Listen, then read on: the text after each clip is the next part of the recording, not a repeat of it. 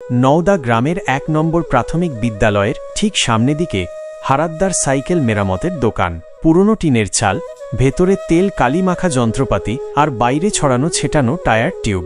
দেখলেই বোঝা যায় হারাদ্দা একজন সাইকেল মিস্ত্রি, তিনি যেন এই গ্রামের সাইকেলের ভবিষ্যৎ।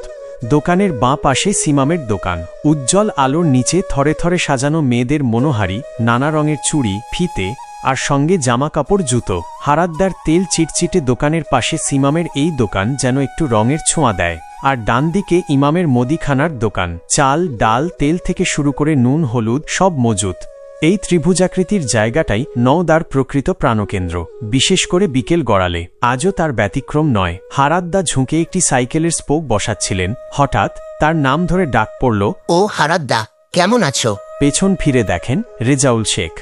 বছরখানেক আগে মধ্যপ্রাচ্যে রাজমিস্ত্রির কাজ নিয়ে গিয়েছিলেন। হারাদ্দা একগাল হেসে টুলটা এগিয়ে দিলেন।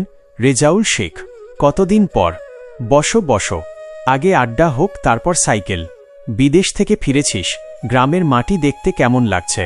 কথাটা শেষ না হতেই সিমামের দোকানের সামনে থেকে আওয়াজ এলো, রেজাউল, তোমার জন্য নতুন ডিজাইনের একটা সোয়েটার এনেছি, দেখবে এসো, তোমাকে খুব মানাবে। আরে সিমাম, তুমিও শুরু করলে, দাঁড়াও আসছি। অন্যদিকে ইমামের দোকানের বেঞ্চিতে তখন বসে আছেন মাইটন, হারাদ্দার দোকানের আড্ডার স্থায়ী সদস্য। মাইটন সবার কথা শোনেন, নিজে কম বলেন, কিন্তু তার উপস্থিতি আড্ডাকে মাতিয়ে রাখে। মাইটন হাসি মুখে রেজাউল ভাইকে স্বাগত জানালেন। মুহূর্তের মধ্যে হারাদ্দার তেল কালি মাখা দোকানের সামনে রাজমিস্ত্রি ভাইদের দলটা জটলা পাকিয়ে উঠল। বিদেশ বিভূঁইয়ের গল্প, নতুন উপার্জনের কথা, গ্রামের পরিবর্তন আর ভবিষ্যতের পরিকল্পনা সব মিশে গেল হারাদ্দার সাইকেল সারানোর ঠুকঠাক শব্দের সাথে।